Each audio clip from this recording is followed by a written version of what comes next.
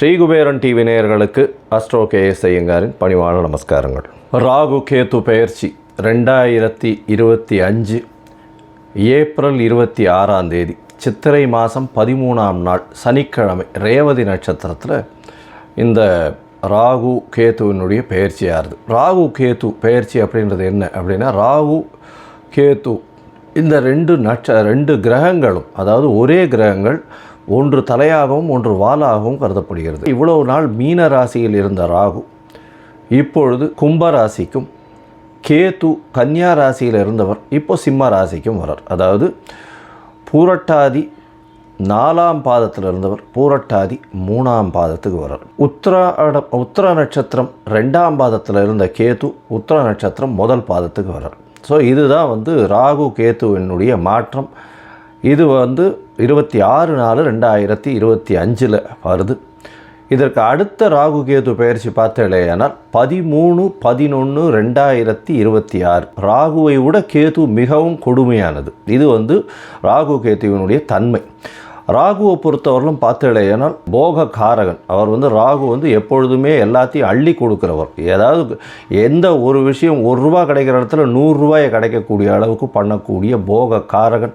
எல்லாவற்றிலும் அபரிமிதமான விஷயங்களை கொண்டு சேர்ப்பார். எல்லாமே ரொம்ப பெரிய ப்ராஜெக்ட்ஸ் எல்லாம் போடுறதெல்லாம் பார்த்திங்கன்னா ராகுவினுடைய ஆட்டம் ரொம்ப அதிகமாக இருக்கும் அந்த இடத்துல. சரி, கேதுவை பற்றி எடுத்தோமானால் எல்லா விஷயத்தையும் சுருக்குவார், தனிமைப்படுத்துவார், அசிங்கப்படுத்துவார், அதாவது கேவலப்படுத்துவார். எல்லாவற்றையும் தானே புரிந்து கொள்ள அளவுக்கு எல்லா விஷயத்தையும் அனலைஸ் பண்ணி அதுக்குள்ளே இருக்கிற விஷயங்களை, மூலக்கூறுகளை சென்று பார்க்கக்கூடிய அளவுக்கு அவர் யோசிக்க வைப்பார்.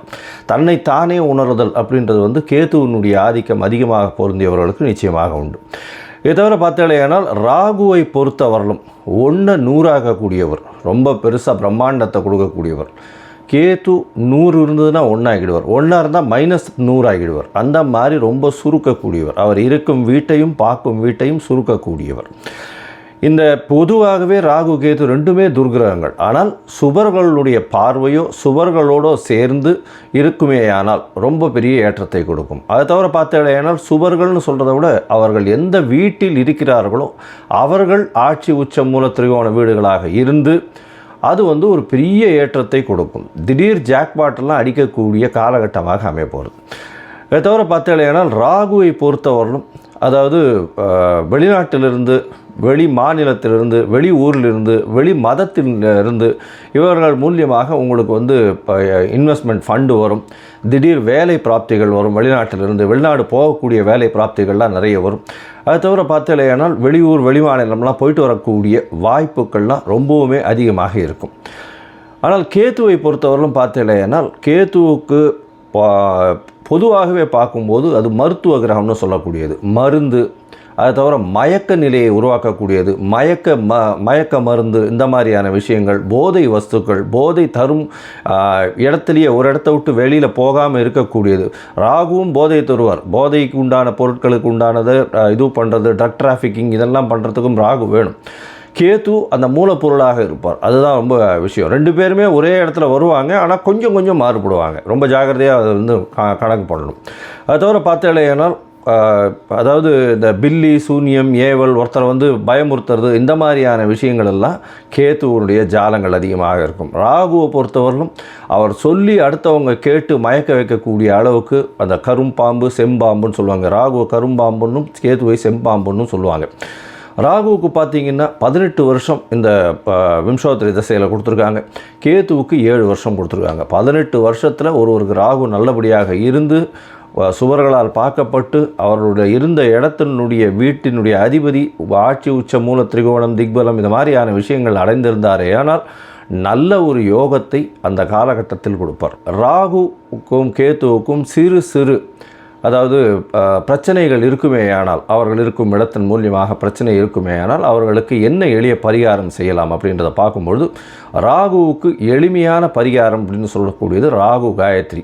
ராகு காயத்ரி அப்படின்றத சொல்கிறோம்னா, ஓம் நாகத்வஜாய வித்மஹே பத்மஹஸ்தாய தீமஹி தன்னோ ராகு பிரச்சோதயாத். கேதுதா காயத்ரி அப்படின்னு சொல்லக்கூடியது ஓம் அஸ்வத்வஜாய வித்மஹே சூலஹஸ்தாய தீமஹி தன்னோ கேது பிரச்சோதயாத்து அப்படின்றதையும், ஒரு நாளைக்கு ராகுவினுடைய காயத்ரி 7 முறையும் கேதுவினுடைய காயத்ரி 4 முறையுமாவது சொல்வதன் மூலியமாக ராகு கேத்துவுக்கு செய்யக்கூடிய எளிய பரிகாரமாக சொல்கிறோம். ராகு கேத்துவுக்கு வேறு என்னென்ன அப்படின்னா, ராகுவுக்கு உண்டான கடவுளாக சொல்லக்கூடியது இந்த பத்ரகாளி, மிகுந்த கோபத்தில் இருக்கக்கூடிய, ஆக்ரோஷத்தில் இருக்கக்கூடிய கடவுள்கள். அதுக்கப்புறம் பார்த்தீங்கன்னா இது ஐயனார், பிரத்யங்கரா, இவங்கெல்லாம் ராகுவுக்கு உண்டான தெய்வங்களாக சொல்லக்கூடியது. நரசிம்மர் ராகுவுக்கு உண்டான தெய்வம். ஏன்னா மிகுந்த கோபத்தோடு ஆக்ரோஷத்தோடு இருக்கக்கூடியவர்.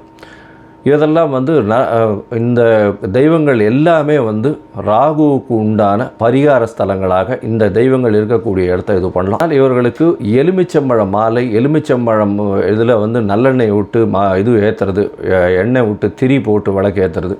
அதை தவிர பார்த்தாலேயானால் பூசணிக்காயை 2ஆக கட் பண்ணி அதில் இருக்கிற சதப்பத்தை எடுத்துட்டு எண்ணெயை விட்டு ஏற்றுறது. இதெல்லாம் ராகுவுக்கு உண்டான தோஷங்களை நிவர்த்தி செய்யக்கூடியது, ராகுவுக்கு உண்டான எளிய பரிகாரங்களாக சொல்லக்கூடியது. கேத்துவுக்கு உண்டானது விநாயகரை சொல்வார்கள். அது தவிர ஆஞ்சநேயர், அதாவது தலை மாறியவர்கள், அதாவது விநாயகரும் சரி ஆஞ்சநேயரும் சரி, இவர்கள் 2 பேரையும் சொல்லுவாங்க. அது தவிர சித்தர்கள், யோகிகள், ஞான குருமார்கள், குரு பீடங்கள், மடங்கள், இதெல்லாம் சொல்லக்கூடியது.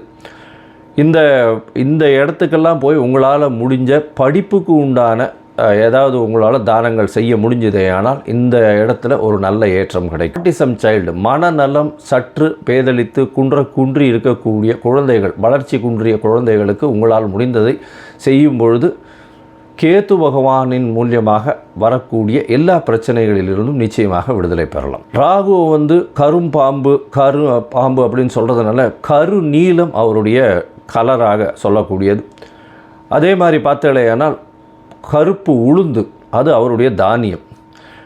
கேத்துவுக்கு பார்த்தேனால் மல்டி கலர், அதாவது பல வண்ணங்களை கொண்ட ஷர்ட்டு இல்லைனா பல வண்ணங்களை கொண்ட விஷயங்களை தானம் பண்ணிங்கன்னா கேத்துவுக்கு பிரீத்தியாக சொல்லக்கூடியது. கேத்துவுக்கு கொள்ளு, அது தானமாக கொடுக்கறதோ. ராகுவுக்கு பார்த்தீங்கன்னா இந்த சூதாட்டம், கேளிக்கை மையம், அதை தவிர பாரு, அந்த மாதிரியான விஷயங்கள் ராகுவினுடைய இடத்தின் கட்டுப்பாட்டை கொண்டவர் அவர். கேத்துவுக்கு மடம், அதை தவிர இது தபோவனம், இந்த மாதிரியான விஷயங்கள், அதை தவிர தனித்து இருக்கக்கூடிய இடங்கள், அதை தவிர இந்த தவம் செய்யும் இடம், இதெல்லாம் பார்த்திங்கன்னா கேத்துவினுடைய இடமாக சொல்கிறாங்க. இது தவிர பார்த்தாலேனால் இந்த ராகுவுக்கும் கேத்துவுக்கும் 3-11 பார்வை இருக்குன்னு சில ஜோதிட கிரந்தங்கள் சொல்கிறது. அதாவது இப்போ பார்த்தாலேனால் கும்பராசியில் ராகு இருக்கிறதுனால 3ஆம் இடம்னு சொல்லக்கூடிய மேஷத்தையும் தனுசு அப்படின்ற 11ஆம் இடத்தையும் பார்க்கறது ராகு. கேத்துவை பொறுத்தவரையிலும் மிதுனத்தையும் துலாத்தையும் பார்க்கும். அவர் இருக்கும் வீட்டிலிருந்து 3-11 7ஆம் இடத்தை எல்லா கிரகங்களும் பார்க்கும். ஏன்னா சப்தம பார்வை உண்டு அப்படின்றத சொல்கிறது. சரி, இப்போ ராகுவை பற்றி பேசணுன்னா பேசிகிட்டே இருக்கலாம்.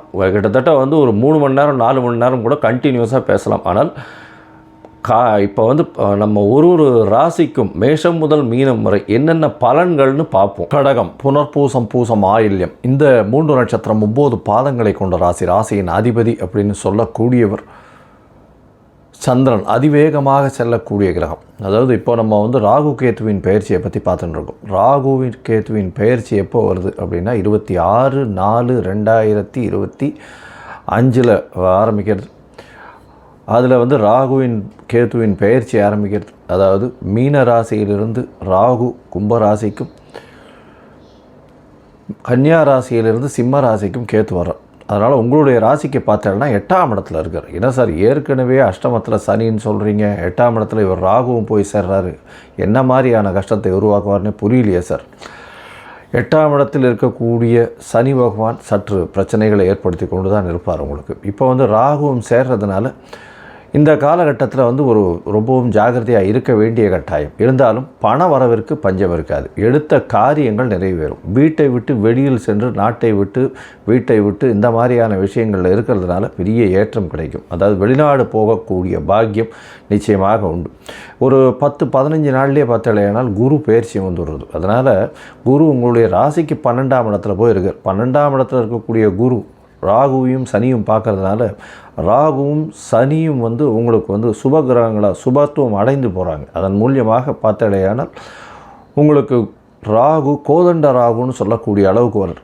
8ஆம் இடத்துல கோதண்ட ராகு அப்படின்னா வளர்ச்சிகள் அதிகமாக இருக்கும், எல்லா விதமான விசேஷங்களும் இருக்கும், வெற்றி பாதையை நோக்கி நல்ல ஒரு ஏற்றம் இருக்கும், சுப செலவுகள் வரும். இந்த கடகராசிக்காரர்களுக்கு இந்த வருஷம் பார்த்தீங்கன்னா சுப செலவுகள் வரும். அதாவது குழந்தைகளுடைய இந்த வருஷம் இல்லை, இந்த ராகு கேத்துவின் பயிற்சியின் காலகட்டத்தில் குருவும் 12ஆம் இடத்துல இருந்து திடீர் பண வருமானம் மூலியமாக பெரிய ஏற்றம் கிடைக்கக்கூடிய காலகட்டமாக இருக்கும். 8ஆம் இடத்தில் இருக்கக்கூடிய ராகு பெரிய செல்வங்களை கொடுப்பார். மறைந்த இடத்துலேருந்து திடீர் பண வரவு வரும். நீங்கள் எதிர்பார்க்கவே முடியாத அளவுக்கு திடீர்னு பண வரவு வரக்கூடிய காலகட்டமாக அமையும்.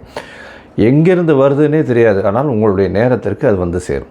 இந்த காலகட்டத்தில் பார்த்தீங்கன்னா 8ஆம் இடத்தில் இருக்கக்கூடிய ராகு உங்களுடைய ராசிக்கு 10ஆம் இடத்தை பார்க்குறார். அதை தவிர உங்களுடைய ராசிக்கு பார்த்தாலேனால் 6ஆம் இடத்தையும் பார்க்குறார். இதன் மூலியமாக பார்க்கும்பொழுது என்ன ஆகும்னா, வேலையின் நிமித்தமாக வெளிநாடு செல்லக்கூடிய வாய்ப்பு, வெளியூர் வெளிமாநிலம் செல்லக்கூடிய வாய்ப்பு, வீட்டை விட்டு பிரிந்து செல்லக்கூடிய வாய்ப்புகள் நிச்சயமாக வரும். இந்த காலகட்டத்தில் அஷ்டமத்து சனி வேறு நடக்கிறதுனால கண்டிப்பாக உங்களுக்கு ராகு பகவான் அங்கே வரும்பொழுது பெரிய தொல்லைகளை கொடுக்க மாட்டார். ஆனால் அபரிமிதமான பொருள் உதவியை செய்வார். பண வரவு மிகவும் அதிகமாக இருக்கும். இருந்தாலும் உடல் நலத்தில் ரொம்பவும் கவனமாக இருக்கிறது, தேவையில்லாத நண்பர்களுடன் பழக்க வழக்கங்கள் வச்சுக்கொள்ளாமல் இருக்கிறது நல்லது. வண்டி வாகனங்கள் ஓட்டும்போது ரொம்ப ஜாகிரதையாக இருக்கிறது ரொம்பவும் நல்லது.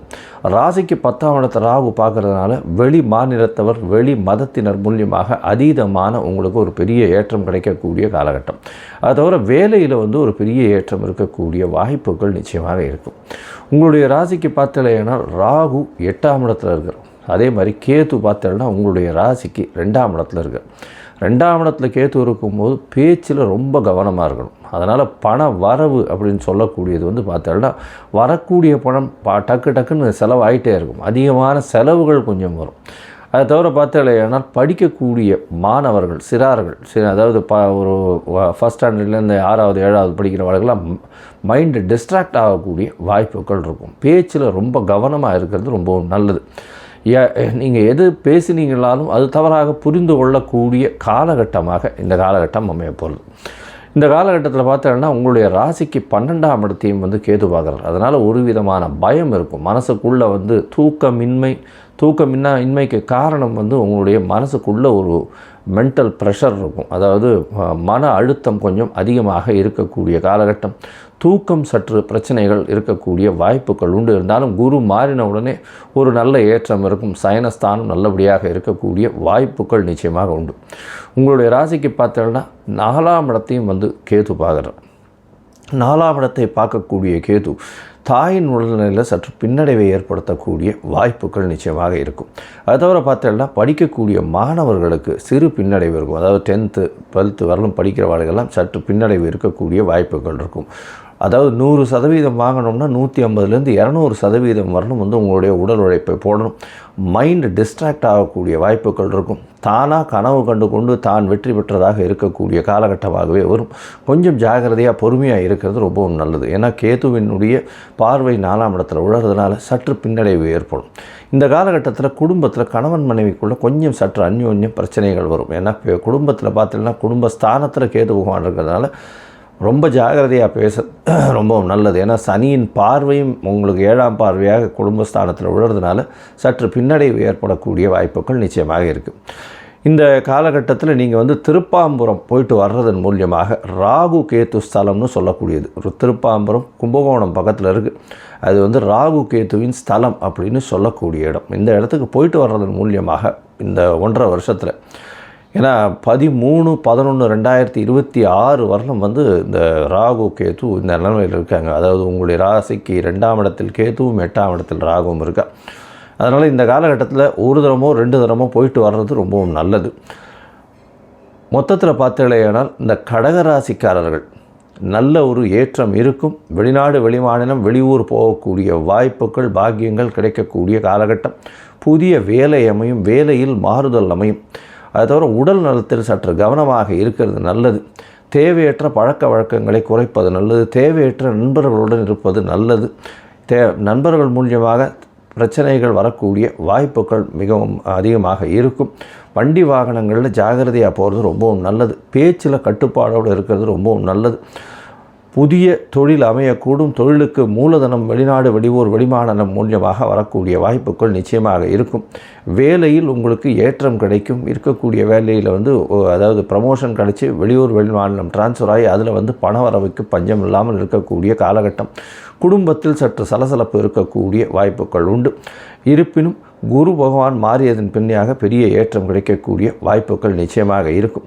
உங்களுடைய ராசிக்கு பார்த்தலையானால் மொத்தத்தில் இந்த காலகட்டத்தில் பார்க்கும்பொழுது திருப்பாம்பரம், கும்பகோணம் அருகில் இருக்கக்கூடிய திருப்பாம்பரம் சென்று வருவதன் மூலியமாக ராகு கேதுவின் தோஷம் நிச்சயமாக நீங்கும். இந்த கடகராசிக்காரர்களுக்கு 80 விழுக்காடு பெரிய ஏற்றங்களும் மாற்றங்களும் இந்த ராகு கேது பயிற்சியின் மூலியமாக வரும்.